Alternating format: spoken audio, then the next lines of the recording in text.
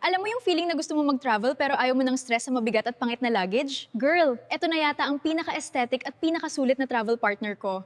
Hi mga sis! Share ko lang itong super gandang luggage set na gamit ko ngayon. Literal na mapapalingon ka sa airport kasi sobrang classy.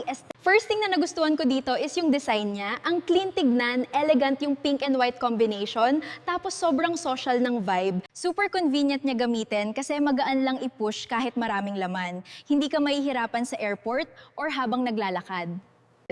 Honestly, dati hirap ako maghanap ng luggage na parepong maganda at durable. Yung iba maganda lang sa picture pero madaling masira.